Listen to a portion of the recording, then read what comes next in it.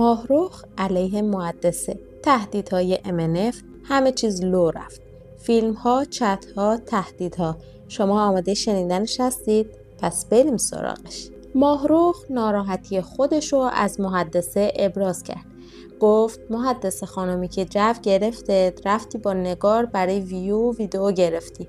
تو همونی نبودی که گیر کرده بودی، زنگ زدی به من گفتی مبلغ میزنی برام، بهم قرض بده. دکونتاش هنوز هست. بعد منو مسخره میکنی، میگه هه شاروخو میگی مدرک دارم من. محدثه هم جواب داد، گفت خب چیه؟ هنوز نتونستی خودتو سفید کنی، دوباره گیر دادی به من که پول تو رو پس دادم. از این خانم پول قرض گرفتم ولی پس دادم. حداقل میذاری اونم بذار که من پول تو پس دادم. یه جوری برخورد میکنه انگار من پول تو رو خوردم.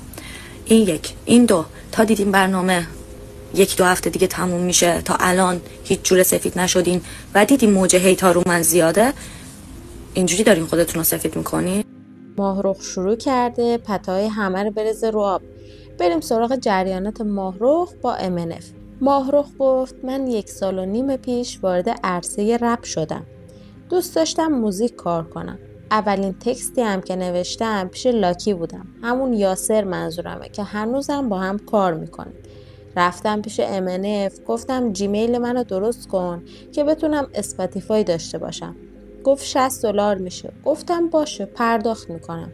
من و یاسر تنها کسایی بودیم که تو استودیو MNF پول میدادیم بابت ترکمون و بابت هر کار دیگه که اونجا انجام میدادیم. کلا هم اونجا 2 تا ترک من بستم. اصلا ایش به خاطر پول برق و پول آب و برق بود، اینو از استودیو گفتن که باید بلند بشی.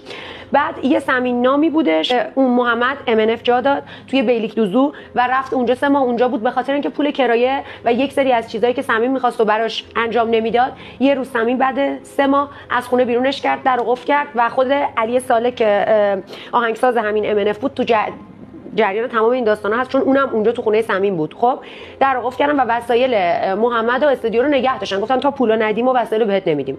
من خودم گفتم تو خیابون نمون، اشکال نداره، بیا تو خونه من با هم دیگه زندگی میکنیم. وسایل استودیوت هم نداد، اشکالی نداره، من سعی میکنم که یه جوری هماهنگ بکنم بیارم از این حرفا که بتونیم پیشرفت کنیم. که بعد 2 روز 3 روزی که الاف بودن تو خیابونای بیلیک دوزو شکایت کشی، یه سری از وسایلو به اضافه اینکه پول زد واسه سمین که وسایلشو بهش بده و اینو تمام.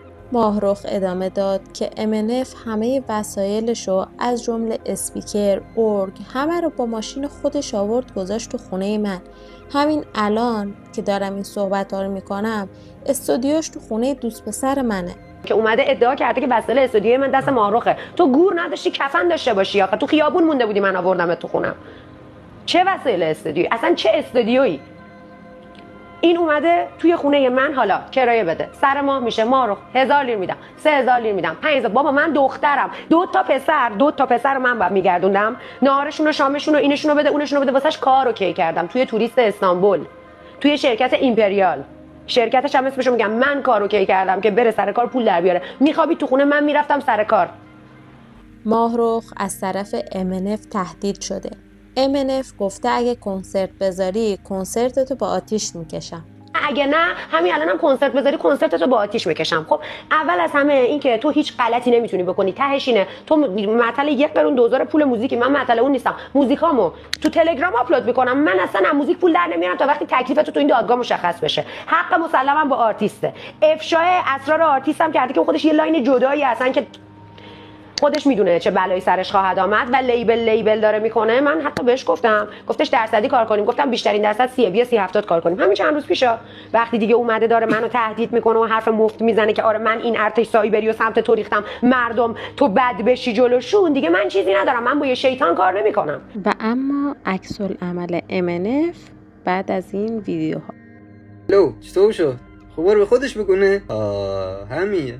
سید تنها کسی که الان میتونه تبلیغ پربازده تو پیج ماهرخ بده بدونه که فوش بخور منم دیگه. حالا هر جور میدونی. آفرین. یه دقیقه وایس پشت خطی داره. الو جونم کاکو. نه کاکو انجام نمیده. خب چیه پیجت؟ آنلاین شاپ. از اینا که از حرفای جنجالی مهراد راجب سودا. قبلش اگه میخوای همه این رسوایی‌ها رو ببینی و با ما شوک بشی لطفاً ویدیو رو لایک کن. مهراد راجب کارگردان برنامه گفت کارگردان همش منو میکشید کنار، میگفت اینو بگو اونو بگو. همش میگفتم دمش گرم هوامو داره. بعد فهمیدم باهام پدرکشتگی داره.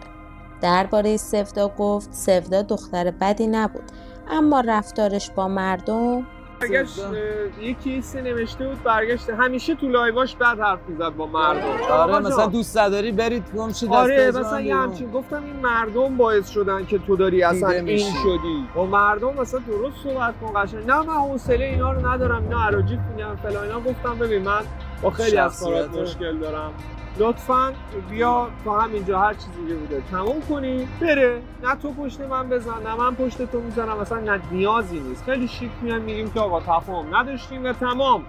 و علی که تو لایوش چتاشو با طناز نشون داد، گفت که طناز همش براش عکس میفرستاده، یه عکسایی داره که عمرن شاهین داشته باشه. گفت از روز اول طناز میخواسته با من بیاد تو رابطه. همش صبح با من بیدار میشه، همش میشه هم بودیم. به خدا شاهین اگه عکس داشته باشه طناز، میبینی همش ما با هم صحبت میکردیم توی چیز. بیا این طناز، بابا ما خیلی صحبت میکردیم با هم. اصلا قسمت اول طناز اومد با من بره تو رابطه. قسمت اول طناز ببینید یالا چه عکسایی دارم بخوام بگم خنده داره. من طناز خودم دوستش دارم ولی شخصیتش رو واقعا شخصیتش رو یعنی یه کاری کرد که مردم دیگه متنفرن. و پرستویی که استوری گذاشت و گفت تو فصل دوم پر از آدم حسابیه. بچه‌های فصل 1 رفتارشون تو برنامه و بیرون برنامه خیلی فرق داشت. اگر از دست من انقدر خشمگین و عصبانی بودن چرا اعتراض نکردن؟ پرستو گفته بود که ولی به جرئت میگم 80% این خشم بیرون برنامه بهشون تزریق شد. حتی شب فینال با هم زدیم و رقصیدیم، بازم کسی با من مشکل نداشت. واقعا بیرون برنامه چه اتفاقی افتاد؟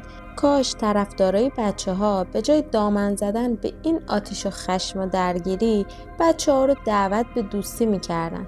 کاش ای کاشی باقی نمیموند. بعد از اتمام این برنامه کاربران فضای مجازی کامنت های مختلفی برای پرستو نوشته بودن. اونا نوشته بودن که چون تو بی‌ادبی، مگه تو بهشون اجازه دادی و غیره. امیر حسین هم توی یکی از لایواش راجع به طناز و شاهین گفته بود که شاهین و طناز تو فصل دوم جالبش این بود که اینا رفتن تو عشق ابدی 2 هم به عنوان مهمان یه قسمت رفتن داخل. خیلی دیگه مالوندن که یه قسمت هم برن تو عشق ابدی 2 حداقل از یاد و خاطرات کنار گذاشته نشن. ممنونم که با من همراه بودین. اگه دوست داشتین نظراتتون رو برام بنویسید.